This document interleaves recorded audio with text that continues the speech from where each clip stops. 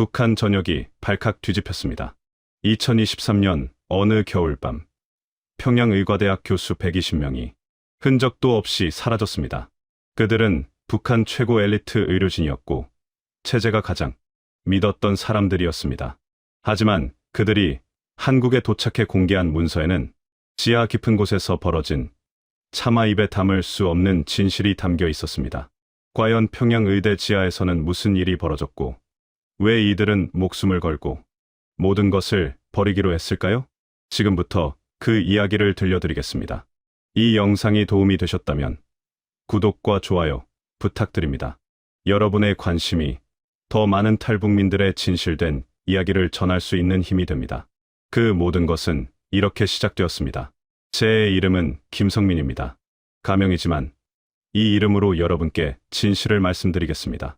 저는 1960년에 평양에서 태어났습니다. 우리 아버지는 6.25 전쟁 때 인민군 군의관으로 복무하신 분이셨고 어머니는 평양 제1인민병원 간호사셨습니다. 그러니까 저는 태어날 때부터 의료계 집안이었던 셈입니다. 평양 모란봉구역 대동강이 내려다 보이는 고층 아파트에서 저는 자랐습니다. 여러분도 아시다시피 평양은 북한에서 가장 잘 사는 곳입니다. 아니, 잘 산다기보다는 그나마 사람답게 살 수 있는 유일한 곳이라고 해야 맞겠습니다. 아침이면 대동강변을 따라 조깅을 하는 사람들이 보였고 주말이면 모란봉 공원에서 가족들과 소풍을 다녔습니다. 그 시절 우리나라도 어려웠잖아요. 1970년대만 해도요. 하지만 그때 평양은 남한보다 더 잘 산다고들 했습니다. 저는 그 말을 철석같이 믿었습니다. 1978년 제가 18살 때 평양의과대학에 입학했습니다. 그건 정말 큰 영광이었습니다. 우리 어머니, 아버지 세대라면 아시겠지만 의사라는 직업은 언제나 존경받는 자리였습니다. 북한에서도 마찬가지였습니다. 아니, 오히려 더했습니다. 의대에 들어간다는 것은 당에 충성하는 집안이라는 증명이었고 평생 특권을 보장받는다는 뜻이었습니다. 의대 6년 과정은 힘들었지만 보람찼습니다. 해부학, 생리학, 병리학, 서양의학, 교과서를 번역한 책들로 공부했습니다. 물론 그 사이사이에는 김일성 혁명 역사, 주체사상 같은 과목들이 끼어 있었지만요. 매주 토요일은 생활충화, 그러니까 자아비판 시간이었습니다. 일주일 동안 자신이 무슨 잘못된 생각을 했는지, 어떤 부르주아적 행동을 했는지 고백하는 시간이었습니다. 동무는 이번 주에 미제의 록 음악을 흥얼거렸다고 들었습니다. 이것은 사상적 해이입니다. 이런 식이었습니다. 처음엔 무섭고 떨렸지만 시간이 지나니 익숙해졌습니다. 마치 학교, 조회 시간처럼요. 그렇게 6년을 보내고 1984년에 저는 평양의과대학을 졸업했습니다. 졸업 후 저는 평양 제1인민병원 내과에 배치되었습니다. 그곳에서 10년을 일했습니다. 간부들과 그 가족들을 주로 진료했습니다. 일반 인민들은 구역병원에 가지만 간부들은 특별병원에 옵니다. 약도 다르고 장비도 다릅니다. 여러분, 북한에서는 이게 당연한 일입니다. 계급이 곧 생명이니까요. 1994년 김일성 주석이 사망했을 때를 저는 지금도 기억합니다. 온 나라가 통곡했습니다. 저도 울었습니다. 진심으로 울었는지 아니면 울지 않으면 안 되니까 울었는지 지금 생각해보면 저도 잘 모르겠습니다. 그 해부터 고난의 행군이 시작되었습니다. 배급이 끊겼고 사람들이 굶어 죽기 시작했습니다. 하지만 저는 괜찮았습니다. 의사였으니까요. 환자들이 몰래 가져오는 쌀, 돈, 중국산 과자 이런 것들로 우리 가족은 버틸 수 있었습니다. 물론 공식적으로는 뇌물이 금지되어 있었지만 안 받으면 바보였습니다. 모두가 그렇게 살았으니까요. 1999년 제가 39살 때 평양의과대학 교수로 임명되었습니다. 이건 정말 큰 영광이었습니다. 대학 교수는 북한에서 최고 엘리트입니다. 월급은 형편없었지만 특별 배급이 나왔습니다. 쌀, 기름, 설탕, 비누 이런 것들이 한 달에 한 번씩 배달되었습니다.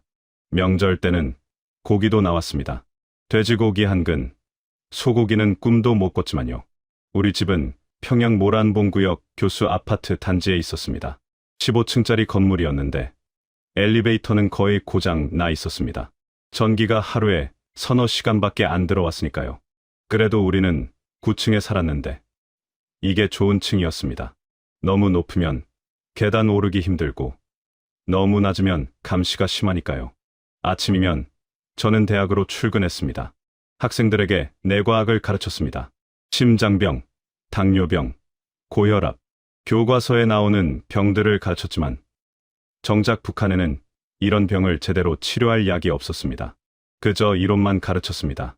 학생들도 알고 저도 알았지만 아무도 그 사실을 입 밖에 내지 않았습니다. 저녁이면 집으로 돌아왔습니다. 아내가 저녁을 준비해 놓았습니다. 우리 아내는 제가 병원에서 일할 때 만난 간호사였습니다. 착하고 조용한 사람이었습니다. 아들 하나, 딸 하나를 낳았습니다. 아들은 저를 따라 의대에 들어갔고 딸은 약대에 들어갔습니다. 우리 가족은 모두 의료계였습니다. 저녁 식사는 언제나 비슷했습니다. 옥수수밥에 김치, 된장국, 가끔 두부가 들어가면 좋은 날이었습니다. 명절 때나 고기를 볼 수 있었습니다. 김장철이면 아내와 딸이 배추를 절이고 물을 썰었습니다. 우리 어머니 세대가 하시던 것처럼요. 그런 모습을 보면 마음이 따뜻해졌습니다. 하지만 뭔가 이상했습니다. 제 학생 시절과 비교하면 2000년대 들어서 북한은 점점 더 어려워졌습니다. 장마당이 생겼습니다. 우리나라 재래시장처럼요. 거기서는 돈만 있으면 뭐든 살 수 있었습니다. 중국산 쌀, 중국산 과자, 심지어 한국 드라마, DVD까지. 물론 불법이었지만 단속반들도 뇌물을 받으면 눈 감아줬습니다. 저는 가끔 이런 생각을 했습니다. 우리가 정말 잘 사는 건가? 남조선은 정말 지옥인가? 하지만 그런 생각은 위험했습니다. 입 밖에 내는 순간 정치범 수용소행이었으니까요. 그래서 저는 그냥 살았습니다. 아침에 일어나서 대학에 가서 학생들을 가르치고 집에 돌아와서 밥 먹고 자는 그런 평범한 일상이었습니다. 당시 저는 체제를 의심하지 않았습니다. 아니, 의심하지 않으려고 애썼습니다. 왜냐하면 저는 특권층이었으니까요. 굶어 죽는 사람들은 지방에 있었고 제가 사는 평양은 괜찮았으니까요. 저는 그렇게 스스로를 속이며 살았습니다. 하지만 2018년 어느 날 작은 균열이 생겼습니다. 제 동료, 교수 한 명이 갑자기 사라졌습니다. 박 교수라는 분이었는데 외과 전문의였습니다. 어느 날 갑자기 출근하지 않았고 일주일 후 그의 가족들도 아파트에서 사라졌습니다. 아무도 그에 대해 말하지 않았습니다. 마치 처음부터 그런 사람이 없었던 것처럼요. 저는 불안했습니다. 왜 사라졌을까? 무슨 잘못을 했을까? 하지만 묻지 못했습니다. 묻는 순간 저도 같은 운명이 될 수 있었으니까요. 그렇게 저는 그 일을 가슴 깊이 묻고 다시 일상으로 돌아갔습니다. 지금 생각해보면 그때가 시작이었습니다. 뭔가 잘못되었다는 느낌, 하지만 인정하고 싶지 않았던 그 감정, 그것이 작은 씨앗처럼 제 마음속에 심어진 것입니다. 하지만 그때는 몰랐습니다. 그 씨앗이 얼마나 무섭게 자라날지. 2019년 3월, 제 인생이 완전히 바뀐 그날을 저는 평생 잊지 못할 겁니다. 아침 8시, 평양의과대학 학장실로 긴급 소집 명령이 떨어졌습니다. 저를 포함한 교수 15명이 호출되었습니다. 모두 각 분야 최고 전문가들이었습니다. 외과, 내과, 마취과, 병리과. 우리는 서로 얼굴을 마주보며 불안해했습니다. 이런 식의 긴급 소집은 좋은 일이 아니었으니까요. 학장실에 들어서자 낯선 사람들이 있었습니다. 인민군 보위부 장성 2명과 당 간부 1명이었습니다.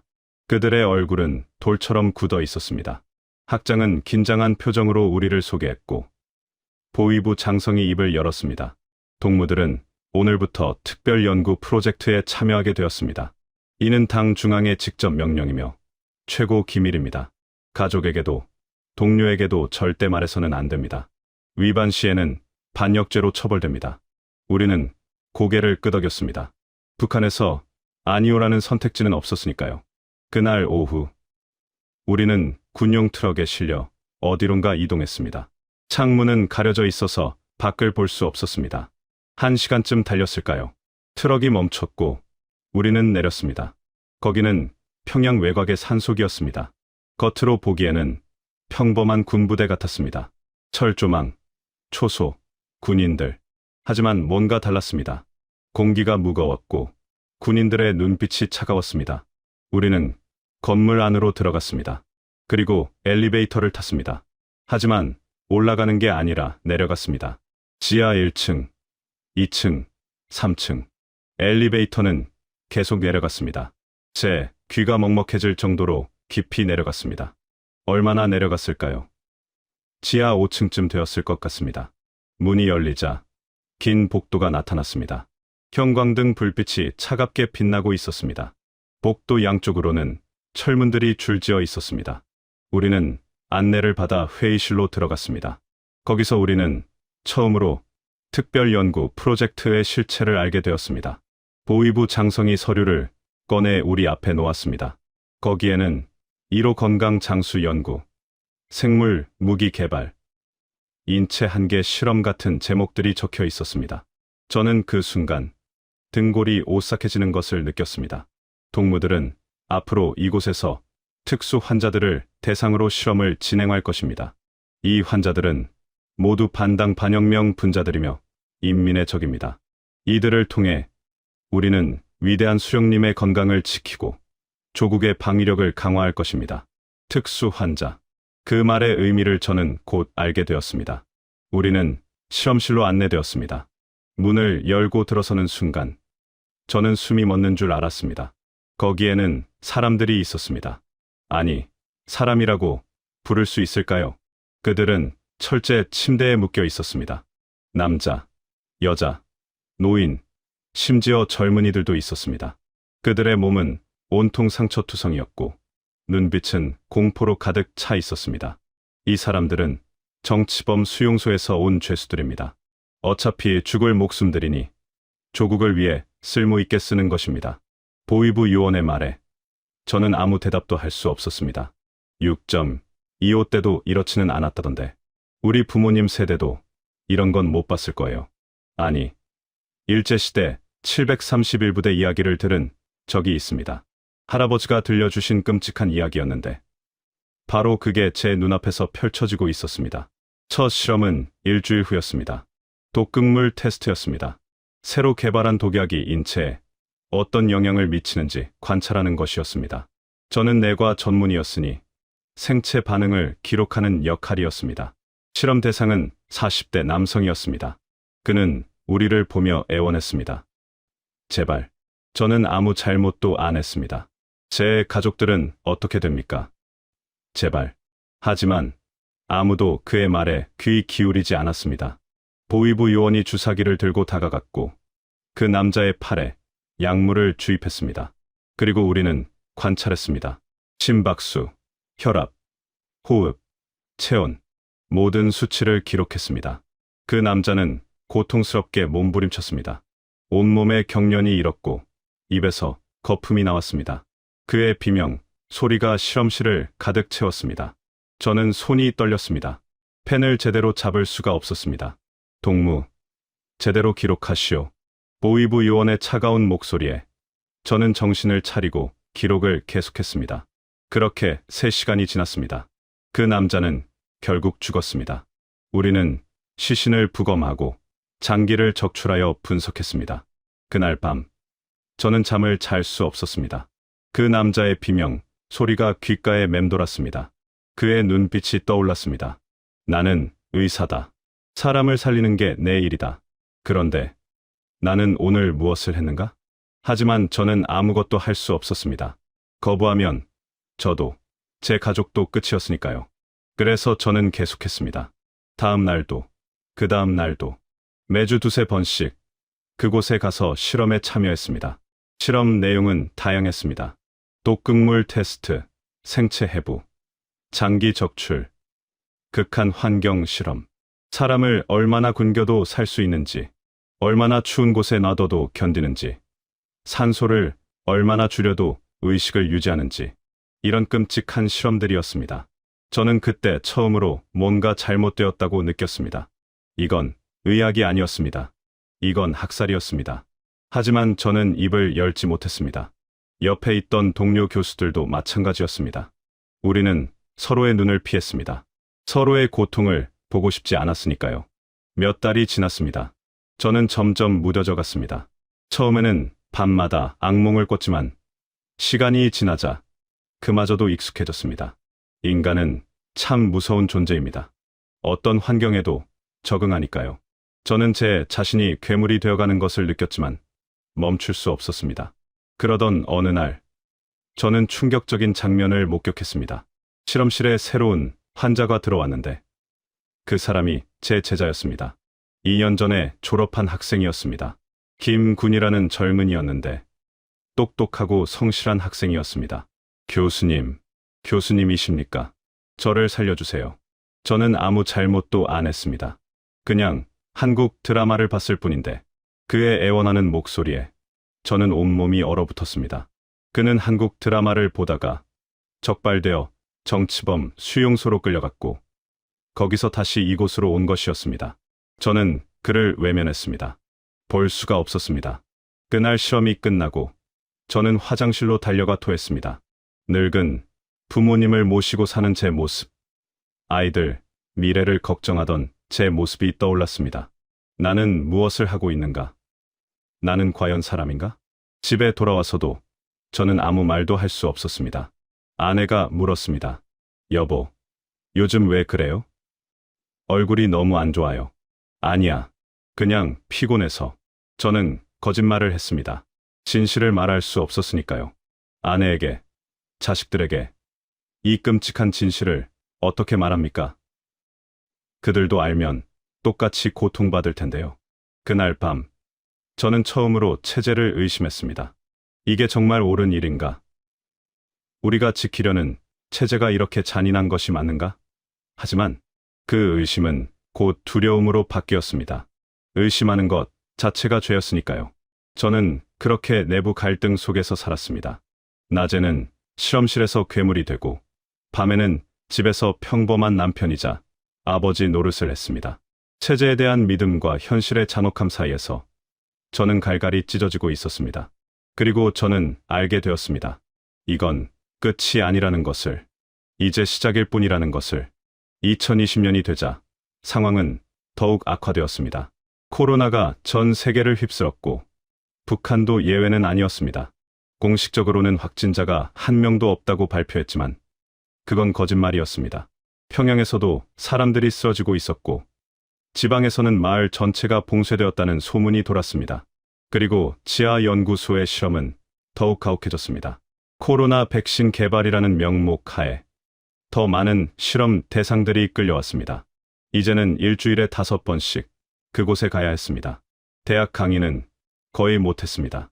제 본업은 교수였지만 이제는 지하 연구소가 제 주된 일터가 되어버렸습니다. 실험 내용도 점점 더 잔인해졌습니다. 백신 후보 물질을 강제로 주입하고 그 후 일부러 코로나 바이러스에 노출시키는 것이었습니다. 그리고 관찰했습니다. 얼마나 빨리 증상이 나타나는지, 얼마나 고통스러워하는지, 언제 죽는지. 어느 날은 임산부가 들어왔습니다. 배가 불러온 젊은 여성이었습니다. 한눈에 봐도 임신 7개월은 된 것 같았습니다. 그녀는 울면서 애원했습니다. 제발, 제 아기는 아무 죄가 없어요. 하지만 보위부 요원은 차갑게 말했습니다. 반역자의 씨는 뿌리째 뽑아야 합니다. 이것이 당의 방침입니다. 저는 그날 임산부에게 실험용 약물을 투여하는 것을 지켜봐야 했습니다. 태아에게 어떤 영향을 미치는지 관찰하는 것이 제 역할이었습니다. 저는 초음파 장비로 태아의 심장 박동을 확인했습니다. 약물 투여 전에는 정상이었던 심장 박동이 투여 후 점점 느려졌습니다. 그리고 멈췄습니다. 그 여성은 비명을 질렀습니다. 온몸을 떨면서 울부짖었습니다. 저는 그저 기록만 했습니다. 손이 떨려서 글씨가 제대로 써지지 않았지만 저는 기록했습니다. 왜냐하면 그게 제 일이었으니까요. 그날 밤 집에 돌아와서 저는 처음으로 아내에게 말했습니다. 물론 구체적인 내용은 말할 수 없었습니다. 하지만 제 괴로움을 숨길 수가 없었습니다. 여보, 나는 무슨 짓을 하고 있는 건지 모르겠소. 아내는 놀란 표정으로 저를 바라봤습니다. 그리고는 조용히 제 손을 잡았습니다. 당신이 무슨 일을 하는지는 모르겠지만 살아야죠. 우리가 살아야 아이들도 살 수 있어요. 맞는 말이었습니다. 하루 한 끼도 힘든 날들이 이어지고 있었습니다. 약 한 알 구하기도 하늘의 별 따기였습니다. 손발이 얼어 터지는 겨울이 다가오고 있었습니다. 살아남기 위해서는 이 일을 계속해야 했습니다. 하지만 제 양심은 계속 저를 괴롭혔습니다. 2021년 초, 더 끔찍한 일이 벌어졌습니다.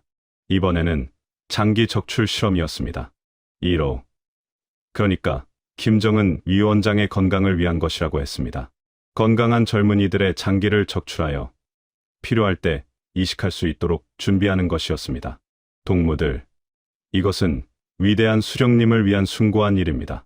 수령님께서 만수무강하시는 것이 우리 인민의 최대 행복입니다. 당 간부의 말에 저는 아무 대꾸도 할 수 없었습니다. 우리는 건강한 20대 청년을 수술대에 눕혔습니다. 마취도 없이. 그들은 비용을 아끼려고 마취제를 쓰지 않았습니다. 어차피 죽을 사람들인데 왜 돈을 낭비하느냐는 것이었습니다. 그 청년은 의식이 있는 상태에서 배가 갈리는 것을 느꼈습니다. 그의 비명은 지금도 제 귓가에 맴돕니다.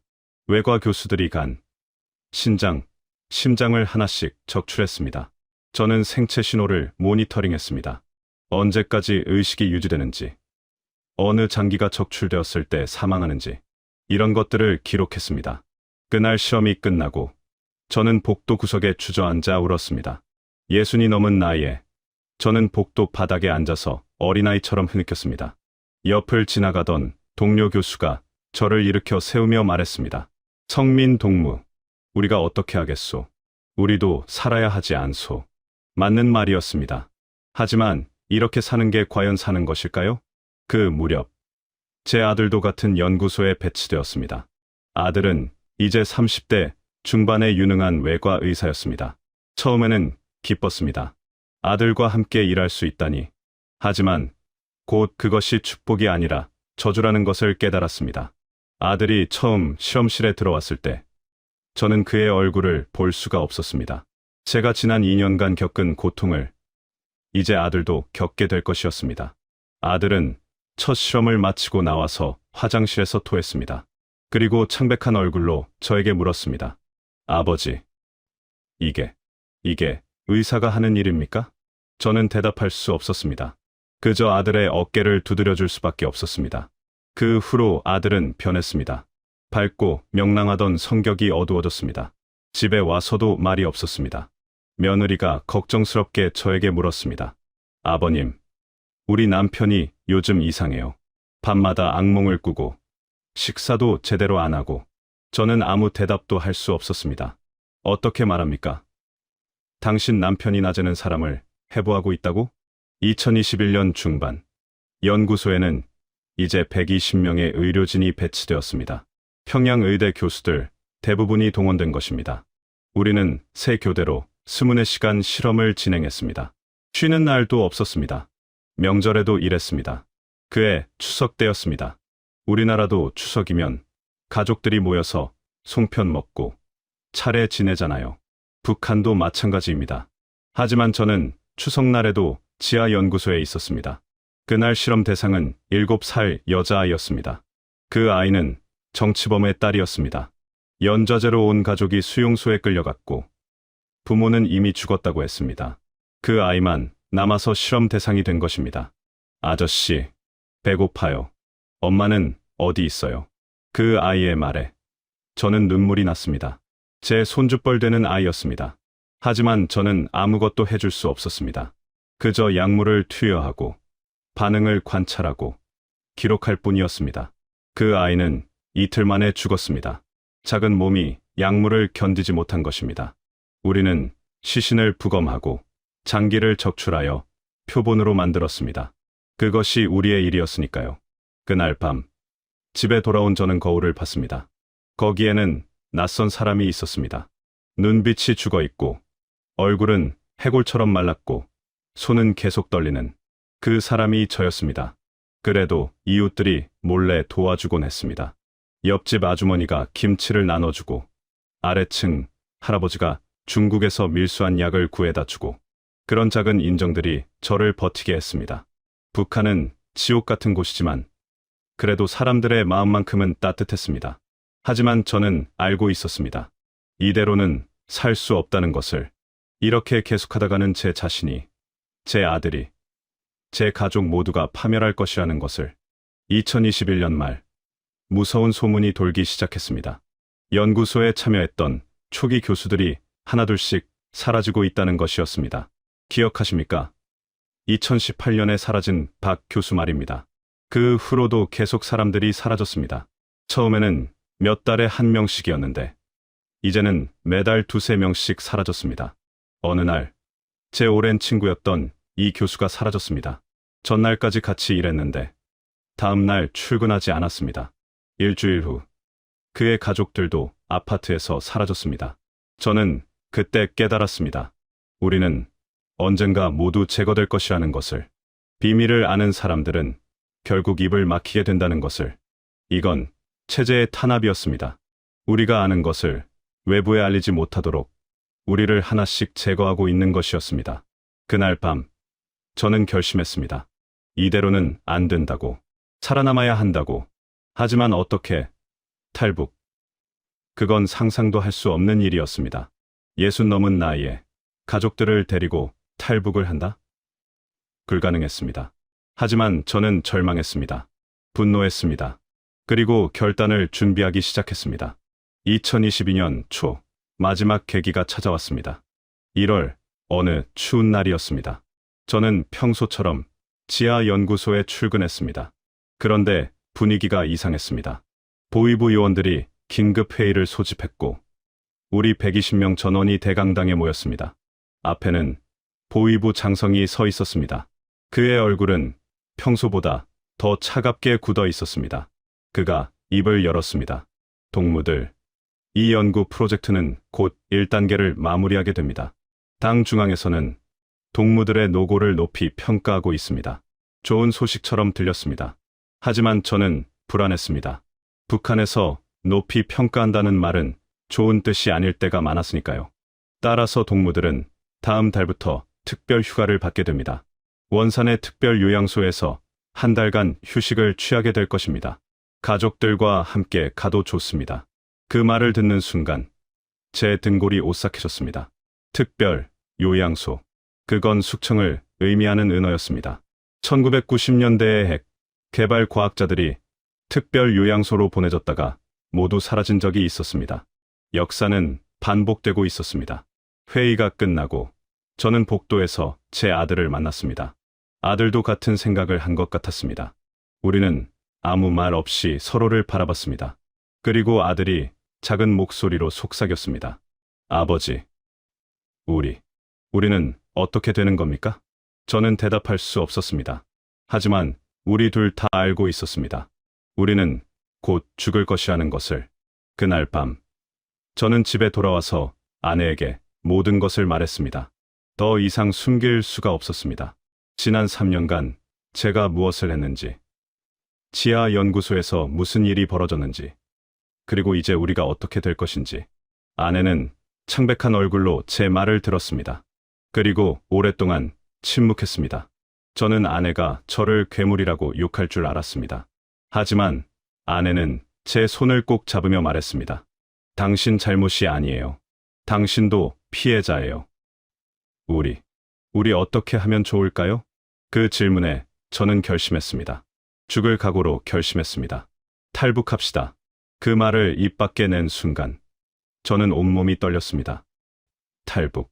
그건 북한에서 가장 큰 죄였습니다. 적발되면 3대가 멸문당합니다. 하지만 어차피 우리는 죽을 운명이었습니다. 차라리 탈출을 시도하다 죽는 게 나았습니다. 다음 말부터 저는 준비를 시작했습니다. 하지만 혼자서는 불가능했습니다. 120명이 함께 움직여야 했습니다. 우리가 가진 유일한 무기는 정보였습니다. 우리는 북한 정권의 가장 어두운 비밀을 알고 있었습니다. 그 정보를 한국 정부에 넘기는 조건으로 탈출을 시도할 수 있었습니다. 저는 조심스럽게 동료 교수들을 접촉하기 시작했습니다. 먼저 가장 믿을 수 있는 사람들부터. 제 아들, 제자들, 오랜 친구들. 하나씩 설득했습니다. 처음에는 모두 두려워했습니다. 당연했습니다. 자식들만이라도 살려야 한다는 마음과 탈북의 공포 사이에서 갈등했습니다. 하지만 저는 말했습니다. 우리가 여기 남으면 어차피 죽습니다. 그리고 우리 가족들도 연좌제로 수용소에 갑니다. 차라리 탈출을 시도합시다. 실패하면 죽지만 성공하면 삽니다. 2월 한 달 동안 저는 정보를 수집했습니다. 지하 연구소의 모든 실험 데이터를 몰래 복사했습니다. USB에, 하드디스크에, 심지어 종이에 인쇄해서 감춰뒀습니다. 실험 사진, 피해자 명단, 실험 보고서, 모든 것을 모았습니다. 동료 교수들도 같은 일을 했습니다. 각자 자기 분야의 자료를 모았습니다. 외관은 수술 기록을, 병리관은 부검 결과를, 마취관은 약물 실험 데이터를. 우리는 북한 정권의 범죄를 증명할 증거를 모으고 있었습니다. 그리고 저는 루트를 파악했습니다. 일반적인 탈북 루트는 불가능했습니다. 두만강이나 압록강을 건너는 것은 한두 명이나 가능한 일이지 120명이 함께 건널 수는 없었습니다. 그때 저는 대담한 계획을 세웠습니다. DMZ를 통과하는 것입니다. 판문점이나 최전방 지피감시 초소를 통해 직접 남쪽으로 넘어가는 것이었습니다. 미친 계획이었습니다. 하지만 다른 방법이 없었습니다. 문제는 군부였습니다. DMZ는 인민군이 철저히 통제하고 있었습니다. 우리 혼자서는 절대 넘을 수 없었습니다. 그래서 저는 군부 내부의 협조자가 필요했습니다. 3월 초, 기회가 왔습니다. 지하 연구소를 관리하던 보위부 대좌와 개인적으로 이야기할 기회가 생겼습니다. 그는 40대 중반의 군인이었는데 의외로 양심이 남아있는 사람 같았습니다. 실험을 지켜볼 때마다 그의 표정이 어두워지는 것을 저는 눈치챘습니다. 어느 날 저는 용기를 내서 그에게 말을 걸었습니다.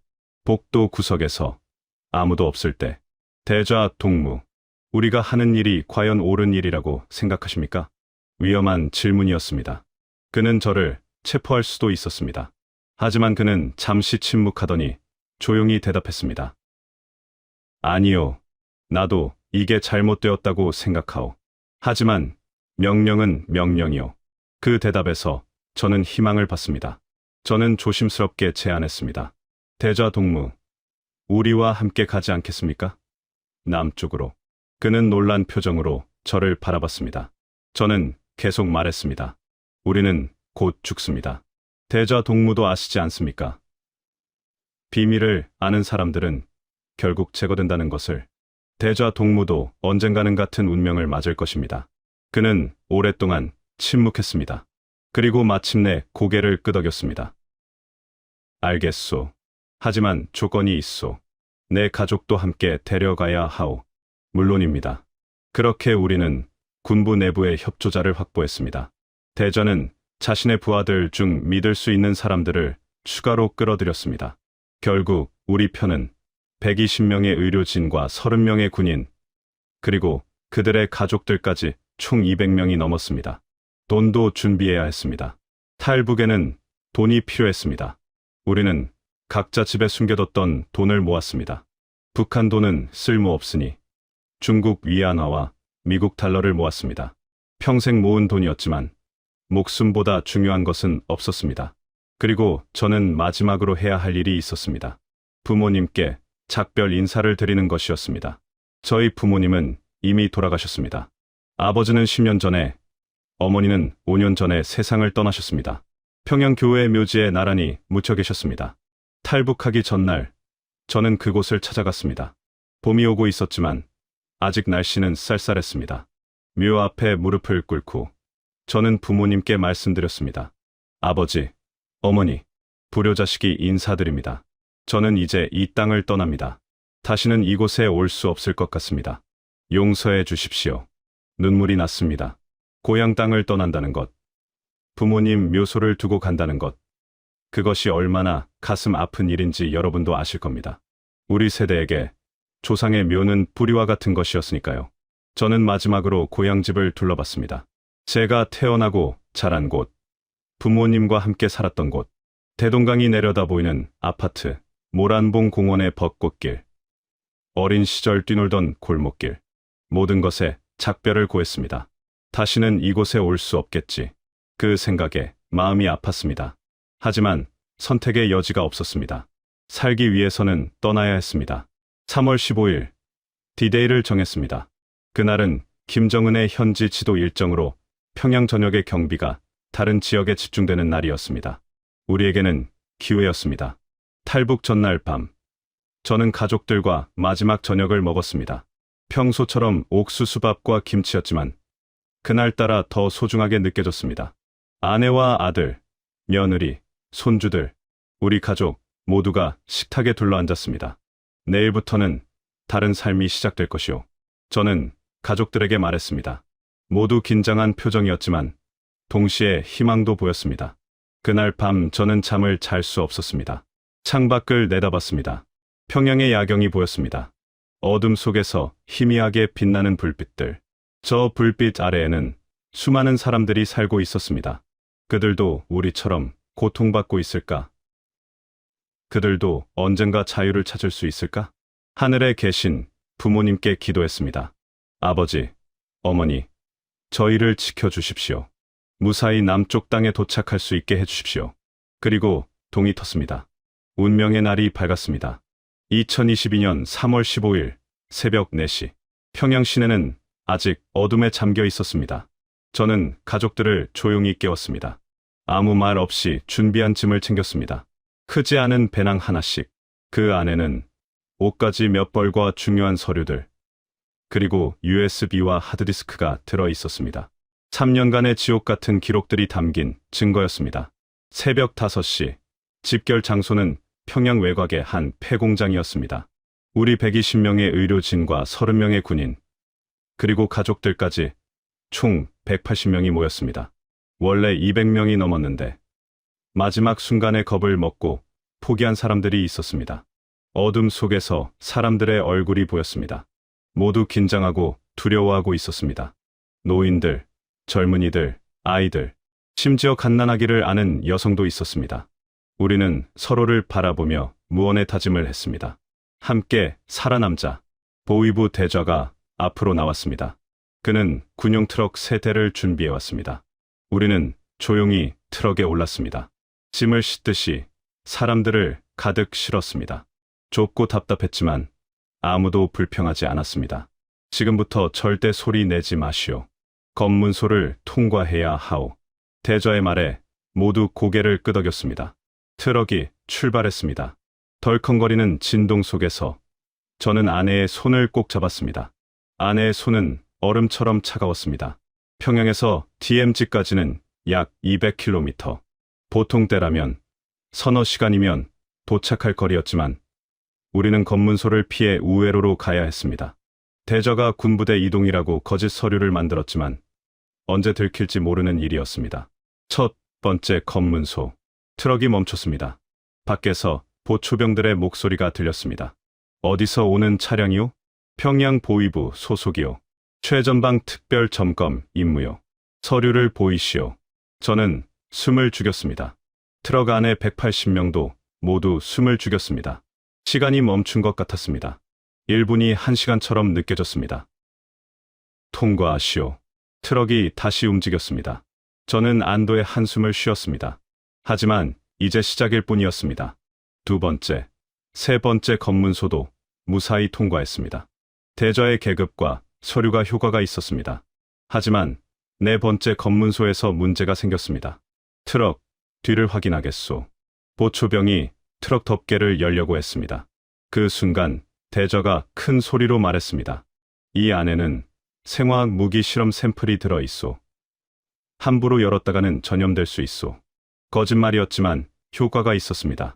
보초병이 깜짝 놀라 물러났습니다. 그럼 통과하시오. 트럭이 다시 출발했습니다. 저는 온몸에 식은땀이 났습니다.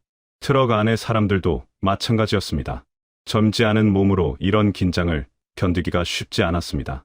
오전 10시쯤 우리는 최전방 지역에 도착했습니다. 개성 근처 DMZ가 바로 코앞이었습니다. 트럭이 한적한 산길로 들어섰습니다. 더 이상 트럭으로는 갈 수 없는 곳이었습니다. 여기서 내리시오. 이제부터는 걸어가야 하오. 우리는 트럭에서 내렸습니다. 180명이 산속에 모였습니다. 3월의 날씨는 아직 추웠습니다. 바람이 차갑게 불었습니다. 아이들 손을 잡고 어머니들이 떨고 있었습니다. 대저가 지도를 펼쳤습니다. 여기서 5km 더 가면 지피가 있소. 그곳을 통과해야 하오. 내 부하들이 오늘 근무조를 맡았으니 그들이 도와줄 것이오. 하지만 조심해야 하오. 지뢰밭이 있소. 지뢰밭. 그 말에 모두가 긴장했습니다. 한 발만 잘못 디디면 죽는 곳이었습니다. 우리는 걷기 시작했습니다. 한 줄로 길게 늘어서서 앞사람의 발자국을 그대로 따라 걸었습니다.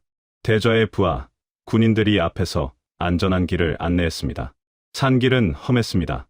노인들은 숨이 차서 헐떡였습니다. 아이들은 울먹였습니다. 하지만 아무도 불평하지 않았습니다. 모두 이를 악물고 걸었습니다. 2시간을 걸었을까요? 갑자기 앞에서 멈춰라는 소리가 들렸습니다. 우리는 모두 멈춰섰습니다. 대저가 앞으로 나가더니 무언가를 확인했습니다. 그리고 돌아와서 말했습니다. 지뢰밭이오. 조심해서 통과해야 하오. 지뢰밭 입구에는 붉은 팻말이 꽂혀 있었습니다. 지뢰, 출입금지. 하지만 우리는 들어가야 했습니다. 다른 길이 없었으니까요. 군인들이 앞장섰습니다. 그들은 지뢰 탐지기로 땅을 조사하며 천천히 앞으로 나아갔습니다. 우리는 그들이 표시한 길을 따라 한 발 한 발 조심스럽게 걸었습니다. 그때였습니다. 뒤쪽에서 비명 소리가 들렸습니다. 한 젊은 여성이 발을 헛디뎠고 옆으로 넘어지면서 표시 밖으로 나가버렸습니다. 그 순간 모두가 숨을 죽였습니다. 폭발하는가? 하지만 아무 일도 일어나지 않았습니다. 다행히 그곳에는 지뢰가 없었습니다. 여성은 놀라서 울음을 터뜨렸고 남편이 재빨리 그녀를 일으켜 세웠습니다. 우리는 30분 동안 지뢰밭을 통과했습니다. 평생 가장 긴 30분이었습니다. 마침내 지뢰밭을 벗어났을 때 모두가 안도의 한숨을 쉬었습니다. 오후 1시 우리는 지피 근처에 도착했습니다. 대저의 부하들이 근무하고 있는 초소였습니다. 그들은 우리를 기다리고 있었습니다. 빨리 오시오. 다음 근무조가 오기 전에 건너가야 하오. 지피 바로 앞에는 철책이 있었습니다. 남북을 가르는 철책. 그 너머는 남한이었습니다. 군인들이 철책의 한 부분을 잘라냈습니다. 미리 준비해둔 것이었습니다. 자, 이제 하나씩 건너가시오. 조용히, 빨리. 첫 번째로 젊은 부부가 아이를 안고 건너갔습니다. 그 다음에 노부부가 건너갔습니다. 한 명씩, 한 명씩. 우리는 철책을 넘었습니다. 제 차례가 왔습니다. 저는 아내의 손을 잡고 철책 앞에 섰습니다. 철조망 너머로 남쪽 땅이 보였습니다. 같은 하늘, 같은 땅이었지만 그곳은 자유였습니다. 여보, 가요. 아내와 함께 철책을 넘었습니다. 발을 디딘 순간 저는 깨달았습니다. 우리가 해냈다. 우리가 살았다. 하지만 아직 끝이 아니었습니다. 갑자기 멀리서 사이렌 소리가 들렸습니다. 북측 경계병들이 우리를 발견한 것입니다. 빨리, 더 빨리 건너가시오. 아직 건너오지 못한 사람들이 서둘러 철책을 넘었습니다. 마지막 사람이 넘어오는 순간 북측에서 총소리가 들렸습니다. 경고 사격이었습니다. 엎드리시오. 우리 모두 땅에 엎드렸습니다. 총알이 머리 위로 날아갔습니다. 아이들의 울음소리, 여성들의 비명, 남자들의 거친 숨소리, 모든 것이 뒤섞였습니다. 그때 남측에서도 소리가 들렸습니다. 한국군의 목소리였습니다. 거기 누구요? 손 들고 나오시오. 대저가 먼저 일어나 큰 소리로 외쳤습니다. 우리는 북한 탈북민입니다. 180명입니다. 도와주십시오. 한국군 병사들이 다가왔습니다. 그들은 놀란 표정으로 우리를 바라봤습니다. 180명의 사람들이 한꺼번에 월남한 것은 전례가 없는 일이었으니까요. 본부에 보고하겠습니다. 일단 이쪽으로 오십시오. 우리는 한국군의 안내를 받아 안전한 곳으로 이동했습니다. 그곳에서 저는 뒤를 돌아봤습니다. 북쪽 땅이 보였습니다.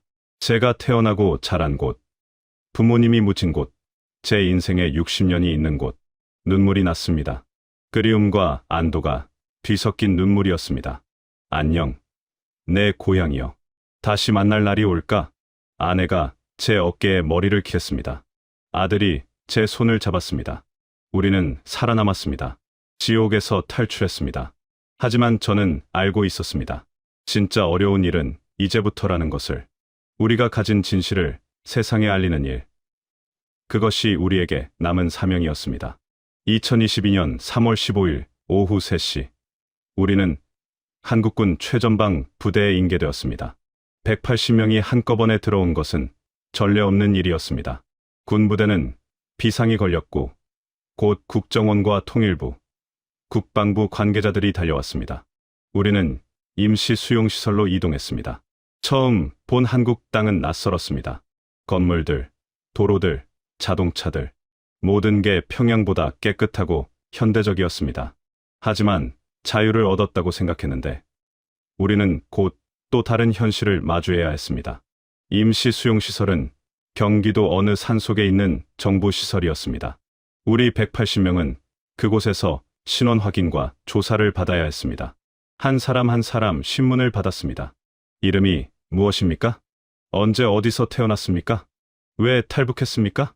북한에서 무슨 일을 했습니까? 같은 질문을 수없이 반복했습니다.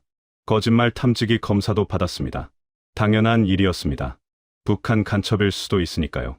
특히 우리처럼 집단으로 온 경우는 더 의심받을 수밖에 없었습니다. 저는 조사관에게 모든 것을 말했습니다. 지하 연구소의 실체, 생체 실험, 그리고 우리가 가져온 자료들, USB와 하드디스크를 건네주었습니다. 조사관의 얼굴이 점점 굳어졌습니다. 교수님, 이게 사실입니까? 네, 모두 사실입니다. 증거는 그 안에 다 있습니다. 조사관은 자료를 확인한 후 급히 상급자에게 보고했습니다.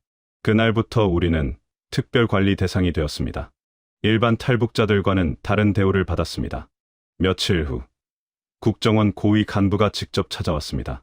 그는 우리 120명의 의료진을 한자리에 모았습니다. 여러분이 가져온 자료는 충격적입니다. 우리 정부는 이 문제를 매우 심각하게 받아들이고 있습니다. 하지만 이것을 공개하는 것은 신중해야 합니다. 남북 관계, 국제 정세, 여러 가지를 고려해야 합니다. 저는 그 말에 실망했습니다. 우리는 목숨을 걸고 진실을 가져왔는데 그것을 숨기자는 것입니까? 우리가 여기까지 온 이유가 무엇입니까? 진실을 알리기 위해서입니다. 제가 항의하자 간부는 난처한 표정을 지었습니다. 교수님, 이해합니다. 하지만 이것을 지금 당장 공개하면 북한이 여러분의 가족들을 보복할 수 있습니다. 아직 북에 남은 친척들 말입니다. 맞는 말이었습니다. 저는 부모님 묘소를 두고 왔지만 사촌들과 조카들이 아직 북에 있었습니다. 다른 교수들도 마찬가지였습니다. 연좌제가 두려웠습니다. 일주일간의 조사가 끝나고 우리는 하나원으로 이동했습니다. 하나원은 탈북자들이 한국 사회에 적응하도록 돕는 교육시설입니다. 보통 3개월 과정이지만 우리는 특별 과정으로 6개월을 보냈습니다. 그곳에서 저는 처음으로 진짜 자유를 경험했습니다. 24시간 편의점이 있다는 게 신기했습니다. 밤 12시에도 라면을 사 먹을 수 있다니. 인터넷으로 북한 소식을 찾아보며 충격을 받았습니다. 외부 세계가 북한을 어떻게 보는지 알게 되었습니다. 마트에 물건이 넘쳐나는 걸 보고 울었습니다. 쌀, 고기, 과일, 채소, 모든 게 가득했습니다. 돈만 있으면 뭐든 살 수 있었습니다. 북한에서는 상상도 못할 일이었습니다. 하지만 동시에 혼란스러웠습니다. 너무 많은 것들이 달랐습니다. 말투가 달랐습니다. 남한 사람들은 부드럽게 말했습니다. 요, 해요, 이런 식으로. 저는 평생 이요, 하시오, 이렇게 말했는데 그게 남한에서는 이상하게 들렸습니다. 음식 맛이 달랐습니다. 김치도, 된장찌개도, 심지어 밥맛도 달랐습니다. 남한 음식은 모든 게 달았습니다. 설탕을 너무 많이 넣는 것 같았습니다. 그래도 같은 민족이니까 통하는 게 있었습니다. 추석이 되면 송편을 빚고 설날이면 떡국을 먹고 김장철이면 김치를 담그는 이런 것들은 남북이 똑같았습니다. 하나원에서 저는 여러 교육을 받았습니다. 한국 사회 이해, 법률 교육, 금융 교육, 취업 교육. 60이 넘은 나이에 새로운 걸 배우는 게 쉽지 않았습니다. 특히 스마트폰 사용법이 어려웠습니다. 젊은 강사가 설명해 주는데 무슨 말인지 하나도 모르겠더군요. 앱을 다운받아서 와이파이에 연결하고 카카오톡으로 외계어 같았습니다. 하지만 손주들이 도와주었습니다. 우리 손주들은 어려서 금방 적응했습니다. 아이들은 참 빠릅니다. 몇 달 만에 남한말을 유창하게 하고 친구들도 사귀었습니다. 6개월 후 우리는 하나원을 나와 사회로 나갔습니다. 정부에서 정착금을 지원해 주었습니다. 그 돈으로 전셋집을 구했습니다. 서울 외곽의 작은 아파트였습니다. 처음 아파트에 들어갔을 때 놀랐습니다. 수도꼭지를 틀면 따뜻한 물이 나왔습니다. 스문의 시간 언제든지. 북한에서는 상상도 못할 일이었습니다. 보일러를 켜면 방이 따뜻해졌습니다. 연탄이나 나무를 구할 필요가 없었습니다. 엘리베이터도 제대로 작동했습니다. 15층까지 계단 걸어 올라갈 필요가 없었습니다. 전기도 하루 종일 들어왔습니다. TV를 보다가 냉장고를 열다가 세탁기를 돌리다가 이런 평범한 일들이 감사했습니다. 하지만 적응은 쉽지 않았습니다. 일자리를 찾아야 했습니다. 저는 평양의대 교수였지만 한국에서는 그 학력을 인정받지 못했습니다. 의사 면허도 다시 따야 했습니다. 60이 넘은 나이에 시험을 준비하기는 힘들었습니다. 결국 저는 요양병원에서 일하게 되었습니다. 정식 의사는 아니고 간병 보조 일이었습니다. 월급은 평양에서 교수로 받던 것보다 훨씬 많았지만 자존심은 상했습니다. 언어 장벽도 있었습니다. 영수증 드릴까요? 현금 영수증 하시겠어요? 포인트 적립하시겠어요? 편의점에서 물어보는 말이 무슨 뜻인지 모를 때가 많았습니다. 그래도 한국 선교사님들의 은혜를 잊을 수 없습니다. 탈북 과정을 도와주셨고 한국에 와서도 계속 돌봐주셨습니다. 교회를 다니게 되었고 거기서 같은 처지의 탈북민들을 만났습니다. 어느 날 교회 목사님이 저를 찾아오셨습니다. 교수님, 당신이 겪은 일을 증언해야 합니다. 진실을 알려야 합니다. 저는 망설였습니다. 북에 남은 친척들이 걱정되었습니다. 하지만 목사님은 말씀하셨습니다. 북한 동포들을 생각해 보십시오.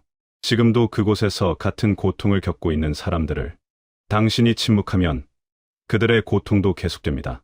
맞는 말이었습니다. 2023년 초 저는 국정원에 다시 연락했습니다. 그리고 요청했습니다. 우리가 가져온 자료를 공개해달라고. 처음에는 거부했지만 우리 120명이 함께 청원하자 정부가 움직이기 시작했습니다.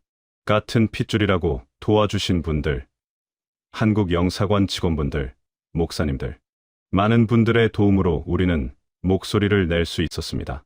그러던 중 충격적인 소식이 들려왔습니다. 북한에서 우리가 일하던 지하 연구소가 폭파되었다는 것입니다. 증거를 인멸한 것입니다. 그리고 우리 가족들 중 일부가 수용소로 끌려갔다는 소문도 들렸습니다. 제 사촌 동생과 조카들이었습니다. 죄 없는 사람들이 저 때문에 고통받고 있었습니다. 그 소식을 듣고 저는 며칠 동안 잠을 잘 수 없었습니다. 내가 한 일이 옳은 일인가? 아니면 이기적인 선택이었나? 하지만 아내가 말했습니다. 당신 잘못이 아니에요. 북한 정권이 잘못한 거예요. 우리가 침묵한다고 그들이 풀려나는 것도 아니잖아요. 맞는 말이었습니다. 북한은 이미 우리를 반역자로 낙인 찍었습니다. 우리가 무엇을 하든 가족들은 고통받을 운명이었습니다.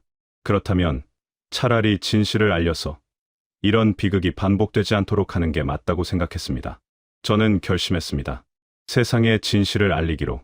2023년 6월 우리는 본격적으로 증언을 준비하기 시작했습니다. 국정원과 통일부 그리고 국제인권단체들이 우리를 도왔습니다. 120명의 의료진이 각자 자신이 목격한 것을 정리했습니다. 3년간의 지옥 같은 기록을 하나하나 문서화했습니다. 저는 매일 밤 컴퓨터 앞에 앉아 글을 썼습니다. 손주가 사용법을 가르쳐줬지만 타자 치는 게 쉽지 않았습니다. 한 글자 한 글자 누르며 기록했습니다. 2019년 3월 X일 지하 연구소에서 첫 실험이 시작되었다. 실험 대상은 40대 남성으로 정치범 수용소에서 온 것으로 추정된다. 독극물 X-17을 투여하였고 3시간 후 사망했다. 쓰다가 멈췄습니다. 손이 떨렸습니다. 그 장면이 다시 떠올랐습니다. 그 남자의 비명, 그의 눈빛, 그의 마지막 순간. 저는 키보드에서 손을 떼고 깊은 숨을 쉬었습니다. 이걸 써야 한다. 세상이 알아야 한다. 다시 키보드를 잡았습니다. 계속 썼습니다. 밤새도록 썼습니다. 다른 교수들도 마찬가지였습니다. 외과 교수들은 장기 적출 실험을, 마취과 교수들은 마취 없는 수술을, 병리과 교수들은 생체 해부를, 각자 자신이 목격한 끔찍한 진실을 기록했습니다. 우리가 가져온 USB와 하드디스크의 자료도 정리했습니다. 사진, 동영상, 실험 보고서, 피해자 명단, 모든 것을 분류하고 번역하고 분석했습니다. 국제인권단체 조사관들이 우리를 인터뷰했습니다. 한 명씩, 개별적으로, 그리고 집단으로 같은 질문을 여러 번 반복했습니다. 증언의 일관성을 확인하기 위해서였습니다. 교수님, 이 사진에서 보이는 이 장비는 무엇입니까? 독극물 주입 장치입니다. 이것을 누가 조작했습니까? 보위부 요원들이 조작하고 우리는 결과를 기록했습니다. 질문은 계속되었습니다. 때로는 하루에 8시간씩 인터뷰를 했습니다. 지치고 힘들었지만 필요한 일이었습니다. 그러던 중 문제가 생겼습니다. 일부 교수들이 증언을 거부하기 시작한 것입니다. 북에 남은 가족들이 걱정되어서였습니다. 또 일부는 자신들이 저지른 일이 드러나는 것이 두려워했습니다. 한 교수가 제게 말했습니다. 성민 동무, 아니, 성민 씨, 우리가 이걸 공개하면 우리도 전범으로 몰릴 수 있소. 우리도 그 실험에 참여했으니까. 맞는 말이었습니다. 우리는 피해자이기도 했지만 동시에 가해자이기도 했습니다. 우리 손에도 피가 묻어 있었습니다. 저는 고민했습니다. 과연 우리가 이것을 공개할 자격이 있는가? 그때 목사님이 찾아오셨습니다. 그리고 말씀하셨습니다. 교수님, 용서는 하나님이 하시는 것입니다. 우리가 할 일은 진실을 말하는 것뿐입니다. 잘못을 인정하고 회개하고 다시는 이런 일이 반복되지 않도록 경고하는 것입니다. 그 말에 저는 용기를 얻었습니다. 저는 120명의 동료들을 모았습니다. 그리고 말했습니다. 여러분, 우리는 죄인입니다. 우리 손에 피가 묻었습니다. 하지만 우리가 침묵하면 그 피는 더 많아질 것입니다. 지금도 북한 어딘가에서 같은 일이 벌어지고 있을지 모릅니다. 우리가 증언해야 합니다. 그것이 우리가 저지른 죄를 속죄하는 유일한 길입니다. 긴 침묵이 흘렀습니다. 그리고 한 명씩 고개를 끄덕였습니다. 2023년 9월, 우리는 UN 인권이사회에 증언하기로 했습니다. 한국 정부의 지원으로 우리 중 대표 10명이 제네바로 갔습니다. 저도 그 중 한 명이었습니다. 생전 처음 비행기를 탔습니다. 60 넘어서 처음 외국에 갔습니다. 비행기 안에서 창밖을 내다봤습니다. 구름 위를 날고 있었습니다. 신기했습니다. 부모님께서 이걸 보시면 얼마나 놀라셨을까. 제네바에 도착했습니다. 깨끗하고 아름다운 도시였습니다. 하지만 저는 관광할 여유가 없었습니다. 증언을 준비해야 했으니까요. UN 인권이사회 회의장은 웅장했습니다. 각국 대표들이 앉아 있었고 통역사들이 대기하고 있었습니다. 저는 긴장했습니다. 평생 이렇게 많은 사람들 앞에서 말해본 적이 없었습니다. 제 차례가 왔습니다. 연단에 섰습니다. 마이크를 잡았습니다. 손이 떨렸습니다. 존경하는 각국 대표 여러분, 목소리가 떨렸습니다. 심호흡을 했습니다. 계속했습니다. 저는 북한 평양의과대학 교수였던 김성민입니다. 오늘 이 자리에서 북한 정권이 저지른 반인륜적 범죄를 증언하고자 합니다. 그리고 저는 모든 것을 말했습니다. 지하 연구소, 생체 실험, 수백 명의 희생자들. 20분간 쉬지 않고 말했습니다. 회의장은 조용했습니다. 모두가 숨죽이고 들었습니다. 일부 대표들은 충격받은 표정이었고 일부는 고개를 숙이고 있었습니다. 증언이 끝나자 한 대표가 질문했습니다. 교수님, 증거가 있습니까? 저는 준비한 USB를 꺼냈습니다. 여기 모든 증거가 있습니다. 사진, 동영상, 문서, 3년간의 기록이 담겨 있습니다. 그 자료는 스크린에 투사되었습니다. 회의장에서 탄식 소리가 들렸습니다. 어떤 대표는 얼굴을 돌렸습니다. 차마 볼 수 없다는 표정이었습니다. 증언이 끝나고 저는 연단에서 내려왔습니다. 무릎에 힘이 풀렸습니다. 동료 교수가 저를 부축했습니다. 수고하셨습니다, 교수님. 저는 눈물이 났습니다. 해냈습니다. 진실을 말했습니다. 그날 밤 호텔 방에서 혼자 있었습니다. 창밖을 내다봤습니다. 제네바의 야경이 아름다웠습니다. 하지만 저는 북한을 생각했습니다. 지금도 그곳에서는 누군가 고통받고 있을 것입니다. 지하 연구소는 폭파되었지만 다른 곳에 또 만들었을지 모릅니다. 북한 정권은 절대 스스로 멈추지 않을 것입니다.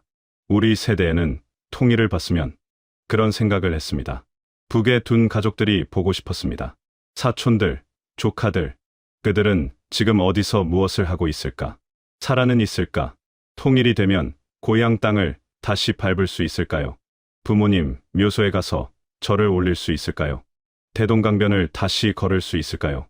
하지만 그보다 먼저 북한 주민들이 자유를 얻었으면 좋겠습니다. 더 이상 굶주리지 않고, 더 이상 두려워하지 않고, 더 이상 고문당하지 않는 그런 날이 오기를 바랍니다. 한국에 돌아왔습니다. 공항에서 아내와 아들이 기다리고 있었습니다. 아내가 제 손을 잡았습니다. 수고했어요. 그 한마디에 모든 피로가 풀렸습니다. 2023년 10월, 유엔은 북한 인권 결의안을 채택했습니다. 우리의 증언이 포함되었습니다. 국제사회가 북한 정권의 범죄를 공식적으로 인정한 것입니다. 언론에서도 우리 이야기를 다뤘습니다. 신문, 방송, 인터넷, 전 세계가 북한의 진실을 알게 되었습니다. 하지만 북한은 부인했습니다. 남조선 괴뢰와 제국주의자들의 조작이라고 했습니다. 예상했던 반응이었습니다. 그래도 괜찮습니다. 중요한 것은 진실을 말했다는 것입니다. 이제 세상이 알고 있습니다. 북한에서 무슨 일이 벌어지는지. 저는 이제 평범한 할아버지로 살고 있습니다. 요양병원에서 일하고 퇴근하면 손주들과 놀아줍니다. 주말에는 교회에 갑니다. 탈북민 모임에도 나갑니다. 하지만 가끔 악몽을 꿉니다. 지하 연구소의 비명, 소리, 그 사람들의 얼굴. 평생 잊을 수 없을 것 같습니다. 그것이 제가 짊어져야 할 십자가입니다. 속죄의 길입니다. 2024년, 한국에 온 지 2년이 되었습니다. 이제 저는 대한민국 국민입니다. 주민등록증도 있고, 건강보험도 있고, 은행 계좌도 있습니다. 처음 받았을 때는 신기했습니다. 내가 정말 자유 대한민국의 국민이구나. 처음 한국 땅을 밟았을 때를 저는 잊을 수 없습니다. DMZ를 넘어 한국군 초소에 도착했을 때 저는 땅에 엎드려 울었습니다. 60년 넘게 살면서 처음으로 진짜 자유를 느낀 순간이었습니다. 그 후 2년간 많은 일이 있었습니다. 하나원 교육, 정착, 증언 준비, UN 증언, 정신없이 달려왔습니다. 이제는 조금 안정되었습니다. 요양병원에서 일하는 게 익숙해졌습니다. 처음에는 간병 보조였지만 병원장님이 제 경력을 알고 의료 상담 업무를 맡겼습니다. 정식 의사는 아니지만 환자들과 이야기하고 조언해주는 일입니다. 어르신들을 돌보며 저도 위로를 받습니다. 그분들은 6.25를 겪은 세대입니다. 전쟁의 아픔, 분단의 슬픔을 아는 분들입니다. 그래서인지 제 이야기를 잘 이해해 주십니다. 선생님도 고생 많이 하셨네요. 우리 세대가 통일을 못 봐서 미안합니다. 한 할아버지가 그렇게 말씀하셨습니다. 저는 고개를 저었습니다. 아닙니다. 할아버지, 세대가 이 나라를 이만큼 만들어주셨지 않습니까? 폐허에서 이렇게 잘 사는 나라로 저희가 감사해야죠. 정말 그렇습니다. 제가 북한에서 배운 것과 달리 남한은 기적 같은 나라였습니다. 인터넷으로 북한 소식을 찾아보며 깜짝 놀랐습니다. 북한이 남한보다 잘 산다고 배웠는데 완전히 거짓이었습니다. 1인당 국민소득이 30배 이상 차이가 났습니다. 평균 수명도 10년 이상 차이가 났습니다. 마트에 가서도 놀랐습니다.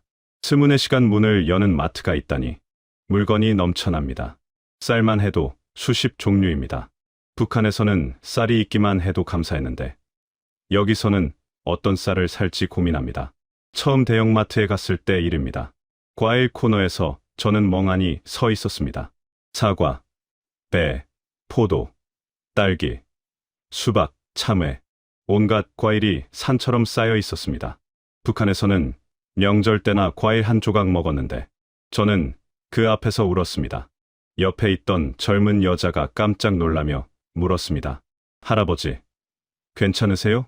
아, 네, 괜찮습니다. 그냥 너무 많아서. 여자는 이상한 표정으로 저를 바라봤습니다. 당연한 일이죠. 남한 사람들에게는 너무나 당연한 풍경이니까요. 하지만 저에게는 기적이었습니다. 음식 맛도 달랐지만 이제는 익숙해졌습니다. 처음에는 모든 게 달아서 힘들었는데 지금은 오히려 북한 음식이 싱겁게 느껴집니다. 사람은 참 적응을 잘하는 동물입니다. 말투도 많이 바뀌었습니다. 이요, 하시오 대신 이에요, 해요라고 말합니다.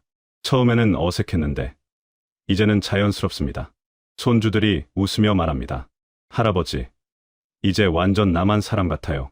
그 말에 저도 웃습니다. 하지만 동시에 씁쓸합니다. 제 정체성이 흔들리는 느낌이거든요. 저는 북한 사람일까요? 남한 사람일까요? 아니면 그냥 한국 사람일까요? 교회에서 만난 탈북민 친구들도 같은 고민을 합니다. 우리는 어디에도 완전히 속하지 못하는 사람들입니다. 북한도 아니고 남한도 아닌 그 경계에 있는 사람들. 하지만 그래도 감사합니다. 살아있다는 것, 자유롭다는 것, 가족과 함께 있다는 것. 손주들이 학교에 다닙니다. 북한에서는 상상도 못할 일입니다. 급식도 나오고 교과서도 무료로 주고 체육복도 지원해줍니다. 손주들은 친구들과 즐겁게 놉니다. 사상교육도 없고 생활총화도 없습니다. 손주 중 큰아이가 제게 물었습니다. 할아버지, 북한은 정말 나쁜 곳이에요? 어려운 질문이었습니다. 저는 잠시 생각하다가 대답했습니다. 북한도 우리 고향이란다. 할아버지가 태어나고 자란 곳이고 너희 증조할머니, 증조할아버지가 묻힌 곳이지. 그곳도 아름다운 산천이 있고 착한 사람들이 살아. 다만 정부가 잘못되어서 사람들이 고통받는 거야. 아이는 고개를 끄덕였습니다. 그럼 통일되면 거기 갈 수 있어요? 그래, 통일되면 할아버지가 데려가마. 대동강도 보여주고 모란봉도 가고 할아버지가 다니던 학교도 구경시켜줄게. 그런 날이 올까요? 제 생전에 통일을 볼 수 있을까요? 우리 세대에는 통일을 봤으면 좋겠습니다. 남북이 하나 되어 자유롭게 오가며 헤어진 가족들이 만나고 같은 민족이 더 이상 총부리를 겨누지 않는 그런 날이 오기를 간절히 바랍니다. 북에 둔 가족들이 보고 싶습니다. 사촌 동생은 어떻게 되었을까요? 조카들은 살아있을까요? 제 탓에 수용소에 갔다는 소문을 들었지만 확인할 방법이 없습니다. 그들에게 미안합니다. 제가 탈북한 탓에 그들이 고통받고 있습니다. 하지만 제가 남아 있었어도 결과는 같았을 것입니다. 우리는 어차피 숙청될 예정이었으니까요. 통일이 되면 고향 땅을 다시 밟을 수 있을 것입니다. 부모님 묘소에 가서 절을 올릴 것입니다. 아버지, 어머니, 불효자식 다녀갑니다 라고 말씀드릴 것입니다. 그리고 제가 태어난 집을 찾아갈 것입니다. 아직 남아 있을까요? 70년 된 집이니 무너졌을지도 모릅니다. 하지만 그 터라도 보고 싶습니다. 대동강변도 걷고 싶습니다. 어린 시절 친구들과 뛰놀던 그곳을, 모란봉 공원에서 가족들과 소풍 가던 그곳을, 의대 다니며 공부하던 도서관도 모든 게 그리운 추억입니다. 2024년 9월 저는 한국 국적을 취득했습니다. 귀화가 아니라 북한 이탈 주민 특별법에 의한 국적 회복이었습니다. 대한민국은 북한 주민도 대한민국 국민으로 봅니다. 헌법상 북한 땅도 대한민국 영토니까요. 주민등록증을 받았을 때 저는 또 울었습니다. 대한민국 국민 김성민. 그 글자가 너무나 소중했습니다. 이제 저는 투표도 합니다. 지난 총선 때 처음으로 투표했습니다. 투표소에 가서 기표하는 순간 손이 떨렸습니다. 북한에서는 상상도 못할 일이었으니까요. 북한에도 투표가 있습니다. 하지만 후보가 한 명입니다. 김정은이 정한 사람에게 찬성표를 던지는 것이 전부입니다. 반대표를 던지면 그건 곧 죽음입니다. 하지만 남한은 다릅니다. 여러 후보 중에서 제가 원하는 사람을 선택할 수 있습니다. 이게 진짜 민주주의구나 실감했습니다. 저는 이제 평범하게 삽니다. 아침에 일어나 출근하고 환자들을 돌보고 퇴근해서 가족과 저녁을 먹고 TV를 보고 잠듭니다. 가끔 뉴스에서 북한 소식이 나오면 가슴이 아픕니다. 미사일 발사, 핵실험, 주민 탄압. 여전히 그곳에서는 악몽이 계속되고 있습니다. 하지만 저는 희망을 버리지 않습니다. 언젠가는 변할 것입니다. 베를린 장벽도 무너졌고 소련도 해체되었습니다. 북한도 언젠가는 자유를 맞이할 것입니다. 그날을 위해 저는 증언을 계속할 것입니다. 학교에 강연도 가고 인권단체 행사에도 참여합니다. 젊은 세대들에게 북한의 진실을 알립니다. 북한 주민들도 우리와 같은 사람입니다. 그들도 웃고 울고 사랑하고 가족을 그리워합니다. 다만 잘못된 정권 아래에서 고통받을 뿐입니다. 우리가 그들을 잊지 말아야 합니다. 학생들은 진지하게 듣습니다. 어떤 학생은 눈물을 흘립니다. 그럴 때마다 저는 보람을 느낍니다. 내가 한 일이 헛되지 않았구나. 120명의 동료 교수들도 각자의 자리에서 잘 살고 있습니다. 일부는 의사 면허를 다시 취득해 병원에서 일합니다. 일부는 요양병원이나 제약회사에서 일합니다. 일부는 탈북민 지원 단체에서 일합니다. 우리는 한 달에 한 번씩 모입니다. 같은 지옥을 겪은 사람들끼리의 모임입니다. 서로를 위로하고 격려합니다. 마지막으로 이 영상을 보시는 여러분께 말씀드리고 싶습니다. 자유는 공짜가 아닙니다. 수많은 사람들의 희생 위에 세워진 것입니다. 대한민국의 자유와 번영도 마찬가지입니다. 북한 주민들도 언젠가는 이 자유를 누릴 자격이 있습니다. 같은 민족이니까요. 우리의 형제자매들이니까요. 통일은 멀게만 느껴집니다. 하지만 포기하지 맙시다. 우리 세대가 못 보더라도 다음 세대는 볼 수 있을 것입니다. 저는 이제 늙었습니다. 얼마나 더 살지 모릅니다. 하지만 죽기 전에 꼭 하고 싶은 일이 있습니다. 부모님, 묘소에 가는 것입니다. 통일된 조국의 하늘 아래에서 자유롭게 부모님께 인사드리는 것입니다. 아버지, 어머니, 아들이 돌아왔습니다. 자유 대한민국의 국민으로 돌아왔습니다. 그날이 오기를 기도합니다. 여러분도 함께 기도해 주십시오. 감사합니다.